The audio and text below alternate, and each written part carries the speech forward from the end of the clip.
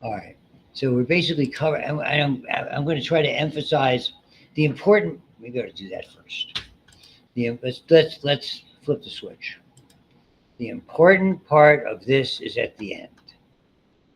So rather than have to hurry through it, let's do that first. Sort of like dessert.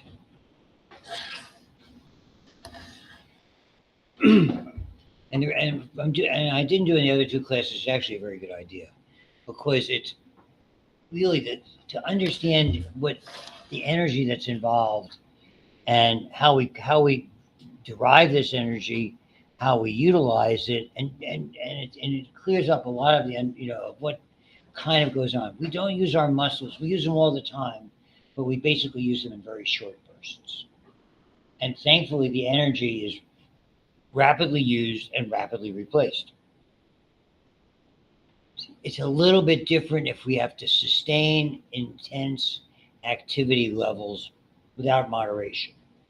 And that's kind of what this is about, the amount of energy. And I spoke about it a little bit before when we started. I think retrospectively, it's definitely a better way to go over this. Is almost every activity you do is very short bursts in nature. Whether if you're doing if somebody's taking notes, somebody's keying in information, somebody else is maybe going to the right page. It's very brief activity. So we use our muscles in very, very short amounts. Let me get back, make sure we're the right screen. All of this utilizes ATP. We have to utilize ATP for the thought to come from our brain to do something. Moreover, that basically is going to convey that impulse to the muscle. And assuming it's sufficient to reach this thing we'll talk about a little bit in a bit, called threshold.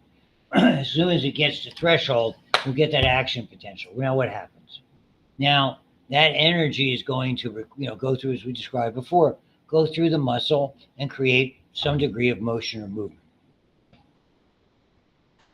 So we had to expend energy just to make the decision to make this happen. Now, as a consequence of all of this, we're going to be utilizing more and more ATP to reset the nerve cells and start to reset the muscle cells. So we're really busy continuously with doing this by utilizing those sodium potassium pumps. Moreover, remember the whole idea of the talk on Monday, in order to get the muscle to relax, we have to put energy into it. In order to pump the calcium back in to the sarcoplasmic reticulum, we have to put energy into it. There's a tremendous energy expenditure. This is kind of how it's utilized. We utilize it in short bursts, which allow us to replenish it relatively quickly. It's very rare that we have to use it for longer periods of time. To wit, we have ATP, as you might guess, supplying the energy, detaching the cross. We're not even talking about the nerve. Detaching the cross bridges, pumping the calcium, and then the sodium potassium pumps that are continued. When the muscle fires, they're extraordinarily busy. As that signal shoots through the whole muscle along the membrane, they're constantly, I got to pump out a ton of sodiums, pump back in a bunch of potassiums just to get this darn thing reset for the next time. And literally, the wait time is it resets itself in a matter of milliseconds. So you can do this very, very rapidly, as you will see down the road. So there's a lot of available stores of ATP. It might surprise you, we only have enough for 4 to 6 seconds, but we rarely do anything. I'm talking to you rapidly, but I'm only using certain muscles relatively slowly. Like, if you haven't figured it out by now, I could talk all day if my voice lets me. And you don't have to agree so readily down the aisle. Sorry, my wife has an elegant way of advising me to cease talking. It involves shutting and up. There's other simple declarative words in the middle of that.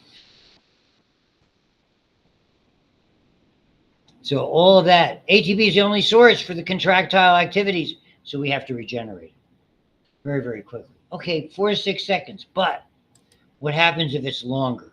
These are the three mechanisms. So if we have to carry out an activity, and really it's almost like think of this as an emergency type of activity. After those first 4 to 6 seconds, what would take longer? I always use the same illustration. This is what we call the parent's nightmare. The parents' nightmares. Your kids are playing outside, and all of a sudden they take off. They take off after a ball. They take off after an object. They're rushing in the street, and you go into full-blown panic mode. And you are racing out there to get that kid. Full force, wherever that kid's going. The dog gets away. Same deal. So you have to go for a long period of time. Where does this energy come from? And if we can replenish it, how do we replenish it? So moving on, the next thing that comes into play when you have to go over that, and it only covers another 10 seconds, is called direct phosphorylation of ADP by creatine phosphate. Pause. This is what I know. Don't want to say it's erroneous, but everybody knows somebody who drinks muscle milk and eats creatinine powders and that type of creatine powders and stuff like this. I have no objection if they're physically able to do so, if their kidneys are functional, if they're training, if they're doing it under guidance, because it means you have to get a lot of water to flush out because you're a ton of nitrogen from an excessive protein diet. The mistake that they are making is thinking, well, this is muscle milk. I just have to sit here and I'll make more muscle. Not ever going to happen. If you're sedentary, if you don't exercise, if you don't have, if you're not cognizant of balancing that diet, if you're not drinking a lot of fluids, all that's going to do is hurt you. Okay, what effectively all those protein powders are proteins.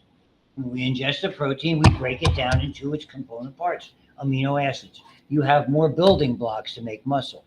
So unless you're doing an activity or a group of activities or observing a program designed to make more muscle, sitting around ain't going to make. I could sit there and watch TV and drink that stuff for fun. It's not going to make me more muscles. You get the idea? So there's that. I want to dispel that notion for everybody. I'm not telling you to be preachy with people and things like that, but they got to know that there can be a downside to that too. Your body has a tough time handling excessive nitrogen. But where it got so popular, there's a compound called creatine phosphate. Remember what ATP does. It releases a high energy phosphate to do that work. Well, it's neat that inside the muscle, and it's the only place we find it in skeletal muscle, there's a chemical called creatine phosphate that has another high energy phosphate. And basically, it can donate that to an ADP and say, good, you're back to make your ATP again. So the creatine phosphate, unique molecule located in muscle fibers, can donate it to ADP, and right now, more ATP. How much more? Enough for another 10 seconds. So there's an enzyme, have enough ATP and creatine phosphate reserves to power that particular muscle cell for about 15 seconds. This is basically what happens, not a big deal.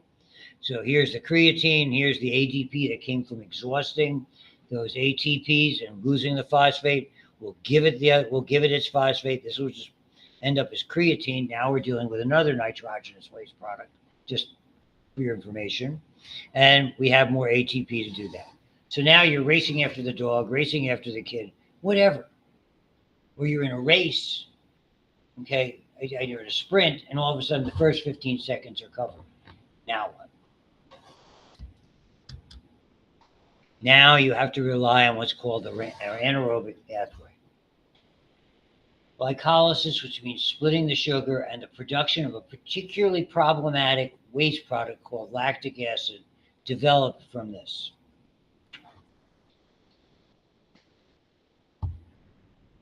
The reason it's anaerobic, the whole idea of how we efficiently generate ATP comes from us taking the foods that we eat, sucking the energy out of those wonderful covalent bonds where they're sharing electrons. The electrons are storing a ton of energy.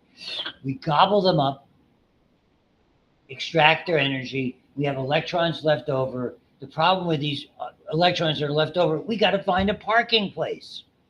The parking place is oxygen. That's why oxygen is the ticket to get sugar into the mitochondria to do really efficient energy production.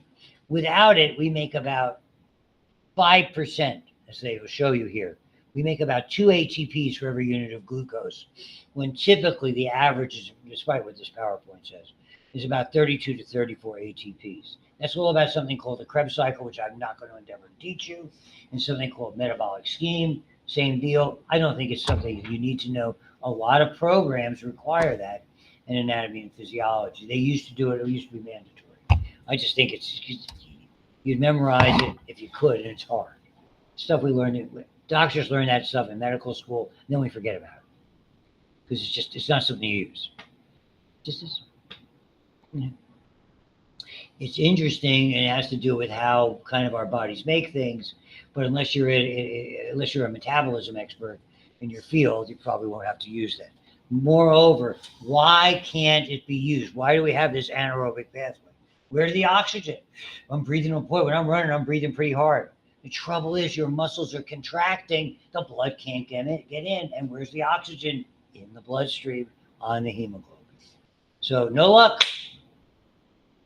You want to get some blood into those muscles, stop running. But the dog's getting away, and oh my God, something tragic could happen to your kid. So here we go. ATP can be also formed by generating by breaking down and using energy stored in glucose. That's what we usually do. Without the benefit of oxygen, the first step, which occurs in the cytoplasm, which means it doesn't have to go in the mitochondria, splits the sugar. That's what glycolysis is. It does not need oxygen, so it doesn't matter that it can't get into the cell. You don't have to worry about pyruvic molecules and things like that, but only 2 ATPs are generated. Low oxygen levels, meaning it can't get into the muscle, prevent that pyruvic acid, which is what enters the mitochondria. Oh, by the way. And so it's very well known. They'll be teaching it simultaneously with your other classes. My colleague teaches it when we do cell and molecular biology. So that pathway, normally the pyruvic acid can get in to start generating this large amount of ATPs, but at that point, your intensity of activity precludes oxygen. The muscles are compressing the blood vessels. So we call that anaerobic, the absence of air. Read that as oxygen and glycolysis. What happens is those electrons are still coming. What you don't need to know, but effectively what happens, the parking place for the electrons is on this pyruvic acid, and when we add it, it becomes lactic acid, and lactic acid is bad for you. It's good for you because, again, it can go right into your bloodstream, and it can be an emergency energy supply, let's say, for your heart. So, I mean, but when you're having to use this, it's very, very problematic because now eventually there's going to be a price to pay for all of this. It's dangerous. You're going to build up acidity levels. We talked about pH. This is one of the bad things that happen. I'm telling you, when somebody's heart stops or they have a heart attack, one of the first things we do, if you have to do heroic measures in an emergency environment, a hospital environment, we immediately give them sodium bicarbonate because we know they're becoming acidotic. And what's building up is lactic acid. So even though it's useful in the short term, it's highly dangerous in the long term. So lactic acid gets into the bloodstream easily. The liver can use it. Your kidneys can use it. Your heart can use it.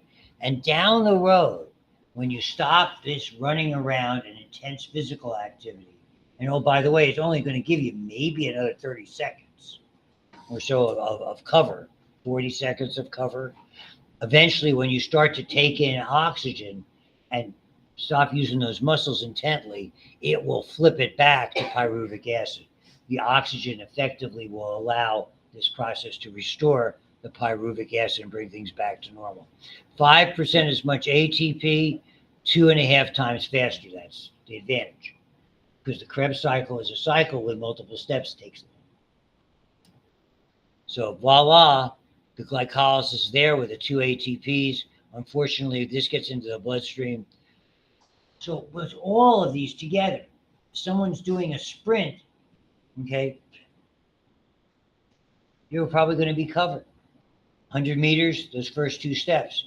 If they're doing like a 400, probably would be covered easy by a world-class person all the way. And we train people to do that. Years ago, sprints were considered the 100 50, 100, 200, and the 400 and 800, which were really quarter miles and half miles before we went to mostly meters, were considered distance runners. That's not the case anymore. With training, even milers are becoming more, it's more often they almost sprinting or quasi-sprinting, nearly sprinting for a whole mile. If you think of it, that's when they broke the 4-minute mile, you're going 25 miles an hour. You're 15 miles an hour for the whole time.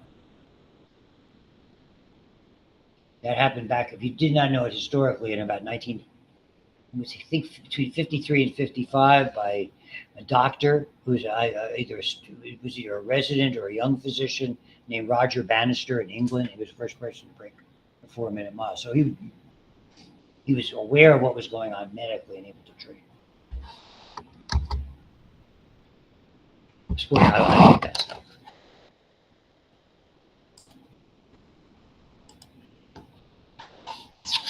So, and that brings us to the following.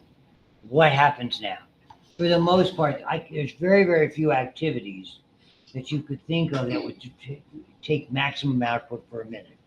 Here's what happens, even if it does. If unfortunately, this is something that you have to do, you're chasing after something, eventually the price becomes overwhelming. How do we know that? We can hardly breathe. Our muscles are screaming in pain. We just can't continue on. And then we have to stop and do what everybody else does. We all say the same thing. You got to stop and catch your breath. Effectively, you're going to have to compensate by taking in large volumes of oxygen to get rid of that lactic acid. What's causing the muscles to start to scream in pain? Why are they locking up? Why am I getting spasms? Like you very often see toward the latter stages of a sporting event, when all of a sudden spasms are developing. Waste products, not the lactic acid, that's through the bloodstream. Ionic particles are damaging, as you will see, the mechanism. So that's kind of what happens. I'll get to aerobic in a second. So the fatigue is the inability to contract despite continued stimulation. The muscle just gives up. We all know it's like, I can't go on, and you have to stop. And they stop for a given period of time, and they can start again. You're probably better off proceeding at a more governed pace. But it's very difficult when you're chasing after a kid. I will tell you that from experience. Ionic imbalances can cause fatigue. So all of these, it doesn't matter which ones they are, potassium, sodium, calcium, membrane damage, inorganic phosphate, which breaks down from ATP, that can cause damage that are there. Magnesium levels interfere with tubule proteins. We understand the process. You have less stored energy in glycogen. It's normally not the lack of ATP. It's more often the accumulation of these waste products. I treated people for years with involuntary muscle spasms, restless leg syndrome at night. People who couldn't sleep without their legs knotting up and things like that. People who just get into spasms that are very, very, very difficult to manage. There's no magical way to do it. To understand, so this is a complicated problem. But typically what happens, now you'll see the last slide here. When we get to this, they have a fancy name. I call it catching your breath. You want to call it an oxygen depot, buy that. Somebody made this up. Never in all the years that I have been associated with medicine or science has anyone said to me, epoch. Doesn't make any sense. So please, now that you've seen it, forget it. Oxygen reserves are replenished. Lactic acid is converted to pyruvic acid. That's so we can use it and make all those ATPs in the mitochondria. The glycogen, which is your emergency supply of sugars, gets put back in. We reset the ATPs and the creatines. We're good to go. All that. The liver takes care of all that lactic acid, makes it into pyruvic acid. It's all a good thing. That's what happens. Now, how then can we go for longer periods of time? For a prolonged duration exercise. That's what aerobics are all about. It all depends on what you're doing. This is really what this dovetails into cardiovascular. From a perspective, there are three things occur with aerobic conditioning. The most important is cardiac conditioning. This is something that you probably will get to when you do AP2 when you look at the heart related physiology. They should mention. If they don't, it's worth knowing about it now. The whole idea of this is you're going to, what aerobic means that effectively you can do a sustained activity for a relatively long period of time by increasing your heart rate and marrying your breathing and your heart rate and the degree of activity. So you're able to use your muscles, and believe me, it's got to be big muscles. So you could do it. People who can't walk can do it with their arms. They have a recumbent treadmill. Most of us do it with a regular treadmill or something similar, or go out and run. Like my son with a 26.5 miles on Sunday. Why, I don't know, but he did. Sorry.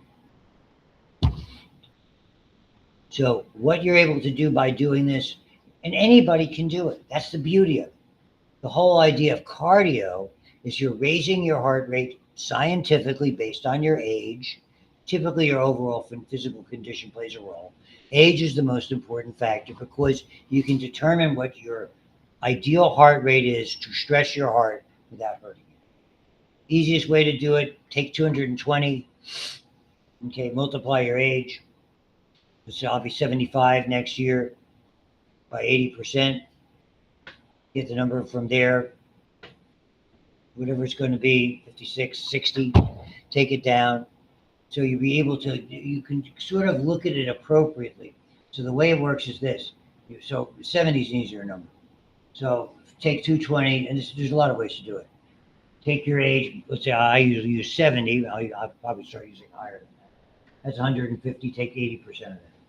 So my desired rate, and typically what I try to go, on treadmill, I want to get to 120 optimal, something between 115 and 120, now that I'm getting on the other side of it. You do that for roughly 30 minutes, sustained.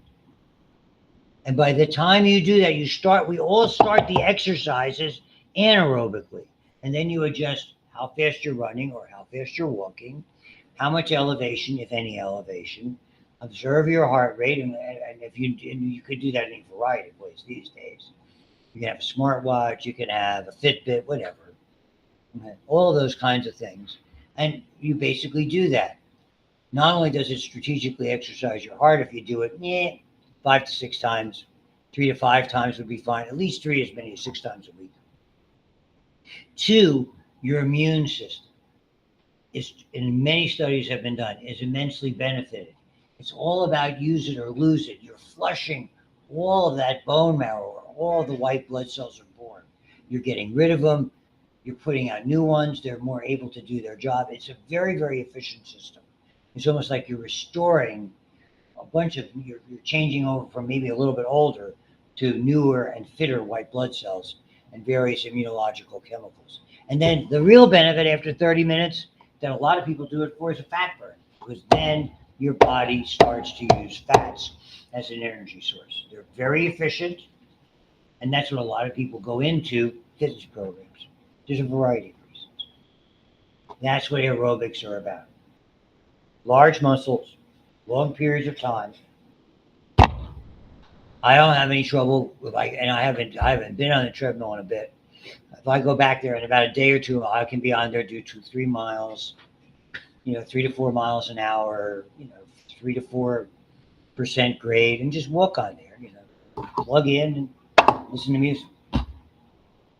I dance around. My wife goes to a different treadmill. Oh, look at that guy. Oh, God, he's stupid looking. So 95% ATP, rest, and light to moderate exercise. Series of chemical reactions, breaks it down, a little higher than that. Fuels used include glucose from glycogen, blood-borne glucose, free fatty acids after 30 minutes of exercise, main fuel supply. So the length of time you can do this, hours. Anaerobic threshold, sooner or later, one of two things. When you reach that end, that 46, 56 seconds, less than a minute, what you're going to have to do is very simple. You got to stop. Physiologically, you can't continue. People in a greater degree of training can continue. And that's really the point to be made from all of this. So that will take us back to the starting point, because I'm always rushing through and that's the important part is at the end. Not that this is unimportant, basics. There's a lot of slides here that don't say a lot. Whenever you start to use a muscle, before it moves, you generate tension. So we call that initial phase isometric. Iso for same, metric for length. There are isometric exercises that used to be very, very popular. I do not know what exercise physiology. You literally be pushing against an immovable object like a wall. And you're exercising your muscles. The fact that they're not moving or shortening does not mean you're not exercising. It allowed people to exercise when we didn't have a lot of gyms. We did not have fitness units at home. People didn't have those kinds of things. They didn't have a home gym downstairs. And a lot of people have that today. And we didn't have things like Planet Fitness, which were relatively nominal, and you could go to any of them anytime. Because that's where we go. I mean, it's very easy, comparatively speaking. So before I can lift something, the tension develops first. So effectively, we start isometrically. As soon as I'm able to move the object, and that's based on the load, in other words, how much I have to lift or how much I have to move for my muscle to shorten, effectively, we now go to what's called isotonic. Same tension in this case, but the length is changing. And so normally when we lift something, it's not like if I'm lifting this, take a drink, I'm not changing the tension or else I plunk myself in the head with it. Unless I'm trying to do something funny. We take it relatively continuously. In some sports, it's a little different. I mean, if you can imagine like somebody throwing a baseball, you would probably be increasing the tension as well as the shortening. Different sports might require variations. So know the difference between we start isometrically, then most of the time isotonically after that. This is a motor unit. Motor unit is really the functional unit. Best description, a motor unit consists of the nerve and all muscle fibers it supplies. Remember, the nerve has lots and lots of individual axons, these little nerve transmitters. We're going to look at that in the next chapter we do. Really understand the amount of axons in a little bit more detail and how they're constructed and what they do. So the smaller the fiber number, the greater the control. You have so many fibers, and the individual nerves are just supplying a couple of fibers when you're doing fine movements, your eyes, your face, your hands. Large movements, postural, big power movements, that's done by bigger muscles, and those have lots and lots. It doesn't supply just a handful, but hundreds. So effectively, this is the way we were able to see sort of, remember the neuromuscular junction, this is the micrograph, those little foot-like projections sitting on individual fibers. And they're just showing you one, for instance, where here's the nerve with two axons and it's different motor units that are part of it. Going, as it branches, these axons branch, they terminate in a fiber here or a fiber here, and these over there. And you notice they're somewhat what we call eccentrically or irregularly placed. And that's part of how they avoid fatigue. You're not firing the same ones all the time.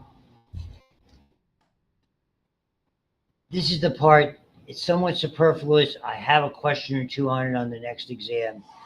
This is stuff we do mostly in the laboratory. It helps you understand how muscles work. And the bottom line of all of this presentation is this.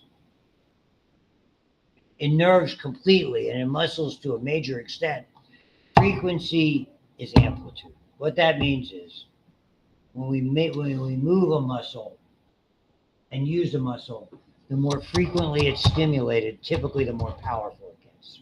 In your nervous system, it's absolutely true. When you hear a soft sound, it's kind of, imagine your nerves getting stimulated at very long intervals. When you hear a loud sound, it's like your nerves going rat-tat-tat-tat-tat-tat like that. The frequency is how we discriminate. That was very hot. That was very cold. That was very painful. That was very loud. That was very striking. That's the way our nervous system interprets it. The signals are pretty much identical. Muscle's a little bit different, but similar. That's the step-off point. So we utilize this. A twitch is something you don't do. We create this in a laboratory with a device called an EMG, an electromyogram. Why we use it a lot? It's non-invasive. These days, you can put pads on and send a signal, and we can measure what the muscles do. If your muscle is twitching without you thinking about it, thinking of moving that muscle, it implies a problem. There's nerve or muscle damage, or both. So twitches are abnormal unless we're trying to create them. So, and by using this, why would we use this? If somebody has carpal tunnel and we want to see how severe it is, do they require an operation? If somebody has a trapped nerve in their back, what we call sciatica, where is the impairment? Do we need to do an operation? Not only is it diagnostic criteria, these days in what's called managed care, this is supporting evidence. Oh, we want to do Mr. or Mrs. X's carpal tunnel. They used to do so many of the darn things. The insurance company said, time out. Everybody on earth doesn't need a carpal tunnel. I mean, I have some carpal tunnel just because all the time I've used my hands and keyboarded over the years. Does it hurt me? No. Would I have diagnostic criteria to demonstrate some of it? Probably. But it's not enough to justify having an operation. Nor would I want one. I have unless the operation is saving my life, I don't want any more. I've had enough. Despite my urologist, I'm tired. Imagine your doctor came to you as he's scheduling, he goes, I'm so glad you came. I love to operate. The next time I came in afterwards, I said, no longer am I humoring your addiction. You can see me, but I'm not helping you deal with this. You need to get counseling. He's also the chair of AGH's urology residency. He's one of the best surgeons ever. This is what happens. Nerves communicate with muscles as nerves do with nerves chemically. They release a chemical. That is the latent period. That's important. It's the amount of time that chemical takes to get across the connection, the synapse or the synaptic cleft, and trigger that muscle. Then it will contract and then it will relax. Okay? And you'll see this, this is a typical muscle. These are milliseconds or thousands of a second. This whole muscle in a period of slightly more than 1/10 of a second. This whole muscle has twitched about 3 to 5 milliseconds, thousands of a seconds of latency. It contracts in 25 thousandths of a second and then resets itself in slightly more than 1/10 of a second. Muscles are fast resetting until they fatigue. You can do this a lot. And you can do it faster than I can because anybody here is in better shape than I am. So the whole idea is different muscles twitch faster because of how they are designed. And this is the illustration. I would have picked the same 3 muscles. The lateral rectus. You did the extraocular muscles with Dr. Robbins, right? Lateral rectus. Extraocular muscle moves your eye to the outside. This would be lateral rectus on the right, lateral rectus on the left. Very, very fast. How quickly we move our eyes to see things. I'm constantly doing it. You're constantly doing it. So boom, boom, fires. You could do that. Think of how many times in a second. The gastrocnemius is the big muscle in your calf. There's actually 2 of them, medial and lateral heads. They and the soleus come together to form the Achilles tendon. They're not the same. The gastrocnemius portion is power. They contract. They're powerful muscles that contract rapidly. The soleus is a giant muscle, but it contracts more slowly. That's a postural muscle. It needs a lot of strength, but it's very, very making slow adjustments. Gastrocnemius, if you're going up for a rebound, if you're in volleyball and you're going up to spike a ball, pick one. None of these I can do, of these activities. Those are where the gastrocnemius comes from. Got it? And those are the 3, you couldn't pick better examples. I mean, And I know my way around gastrocnemius and soleus very, very well. So we look at these types of things so we can change the frequency or the strength. I'll do the strength first because it doesn't do much. Here's the strength. Unfortunately, when you have to reach threshold to get a response. To reach threshold, once you reach threshold, it may activate a motor unit or two. As you gradually increase the voltage, the power, once you get to maximum, you've engaged all of the motor units. Increasing that more is not going to do a blessed thing, except waste electricity. So, whereas strength of stimulus is important to a degree, but once you hit maximum, it's maximum. Overstimulating is not going to, you can't make more motor units because there aren't any. That's important. What happens when we increase frequency, and that's why it's so important, why I make this big deal out of it, we do a thing, and understand it has to do with the fact that when a muscle fires, the calcium's out there. And we do this all the time in physical therapy. If anybody here is in sport or athletics, probably when you had rehab for something, they used electrical stim. It's used all the time. It's been used for 100 years. It's standard practice. It's a very, very good modality because it's non-invasive. Okay, it was part of what we did all the time. We had people with back spasms. We had medicines, muscle relaxers, painkillers, anti-inflammatories. We did all sorts of physical therapy. The one that worked the best was electrical stim. It was used all the time by the orthopedic groups I worked. So what a twitch is artificially in the lab, in a matter of, as you can see, it contracts and it relaxes. Roughly, if you do one, or basically the way this converts is to like 10 a second, one every 10th of a second, it'll completely relax. All the calcium gets pumped back in. If we double the rate, it will do what's called summate. Temporal means over time. We're going to double the rate. We're going to increase the time, increase the frequency as a function of time. And they will summate because we'll squeeze out a little more calcium. And look what happens. We can induce this phenomena. It's like each one is getting bigger. And we're doing now 2 of these every 10th of a second or 20 a second, easier way to express it. Here you have, we call this staircasing, because it's almost like you could put a step and a step and a step and a step. And we intentionally will do this in the laboratory, and we'll do it in physical therapy units to strengthen muscles which have been weakened, either post-operatively or post-injury, or just in people who require a specific kind of physical therapy modality. And a lot of the students here in the classes, they may not be here today since we're basically empty, but I digress, are health science majors, and this is apropos. Okay, not done yet. Let's bump it up again 3 times. So now we do 30 of these, and we get it. Oh, we'll go to maximum, but 30, comparatively speaking, even though that sounds like a ton per second, the muscle will contract, but it kind of quivers. That's called unfused tetany. The disease tetanus indicates a fused muscle, a muscle that will not move. It's continuously in spasm. So they named the tetanus is not the name of the disease that caused the problem. The problem was identified, and then we named the disease after the phenomena that occurs because of it. You don't have to worry about it. It's everywhere. As long as you keep tetanus current, you'll be fine.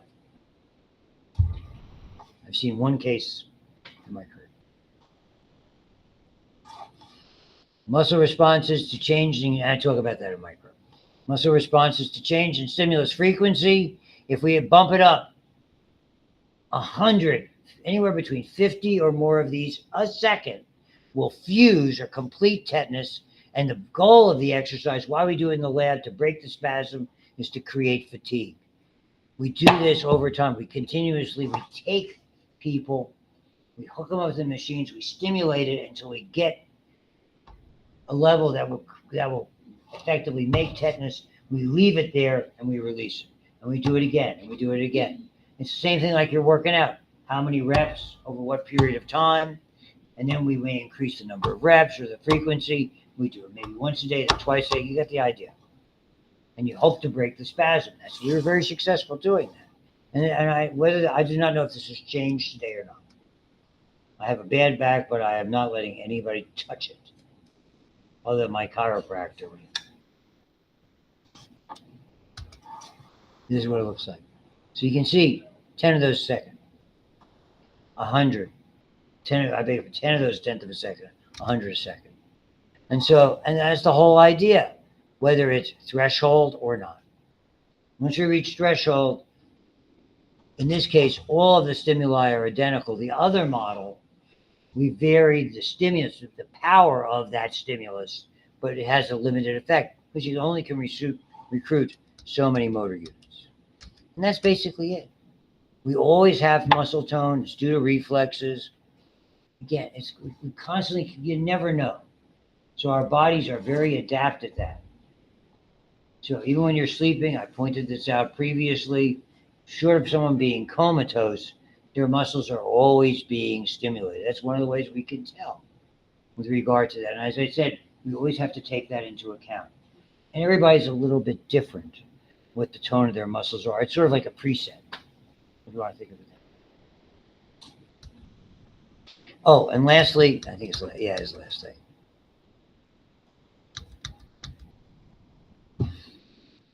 Terminology to remember. When we use a muscle and contract it by shortening it, it's called concentric. When we lengthen it, even though we're contracting it, it doesn't always have to shorten. We can lengthen it. That's called E or eccentric contractions. So concentric shortens and does works. Say they use the book or use your cell phone. Use anything. You pick it up, concentric, put it down, eccentric. You're still using the muscle. You're using it differently. And that's everything. We're good. And this was all the energy, and that's all we had to cover today. So thank you. We will see you all on Monday. I've got to get the test in. It'll either be 2 weeks from now, which would be the 14th or the 16th, 14th or 17th, I think. Because that's our last week, the week of the 17th, 19th, 21st. Then we have turkey break. Sir. So we're going to do 3 exams and a final exam? Correct. And I'm making this a 1-chapter exam. Less than 50 questions for your answering pleasure. 1 chapter. Oh, you haven't given us too much to learn. 1 chapter. The juicy chapter. But you can do it. Is this chapter 9 on this meeting? That is chapter 9 in this and in the other, the Welsh Hull textbook. I have the PowerPoints up and it's similar stuff. Enjoy. I will get the study guide out. If you don't see it by Sunday, holler. Somebody send me an email. Where what is my study guide? So Yes, sir. I might be gone for those 2 weeks. Thank God. Don't worry about it. We'll figure it out. I still haven't gone back. I'm waiting to hear from. You wait forever. Okay. Did you understand the military? Hurry up and wait. It's because of the government shutdown. I know it is. My son didn't get paid. All my friends have got paid. No, he got paid on the 15th. He didn't get paid on the 30th. It's horrible. I can't say that. Yeah, they'll do something. I said to him, well, I guess And they were all wrong. your kids are not going out trick or treat. He goes, I'm not broke, Dad. I said, I mean, he knew it was coming. All of my friends are broke right now. Yeah, I bet they are.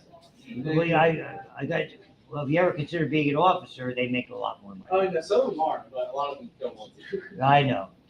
I was going to ask, so me and someone else in the earlier section, you're dropping the lowest exam? Correct. Okay. Where have you been? I've said that 63 times. I know, she was telling me that they were changing the percentages like you said the first Yeah, time. I know, I told her I it know. wasn't, but she almost convinced me that it was. That's So all. I had to make sure. Well, how bad were your exams? Oh, they're fine. Yeah, because I don't know your name. Brady. So you can't, oh, I know. Now I know. You're good. Yeah. What are you worried about? No, I don't know. You'll be I fine. was, Don't even worry. Don't give it a second thought. did you curve the last one Of course. extensive? Because Yes, thought I I did very did. well on it, and I got an A on it. So Yeah, well, you would have probably been 80% or more. Correct. That's really good. Oh, on my test, you'll be I mean, fine. I had to take PA school exams, so that's why I'm kind of like making sure Oh, yeah. If you're going to do that, is that where you want to go? that, yeah. So you're health science. I am a house. PA, I would recommend get yourself some knowledge about cell and molecular biology. That's about the only thing my open elective. I have micro, I have all the organic chems. You know, it's a very hard course. My colleague is teaching it. She's wonderful. Dr. Dr. Haney, no, that's Dr. Hillwood. Hillwood. Dr. Hannah does, she's our animal person, zoology, That's environmental science.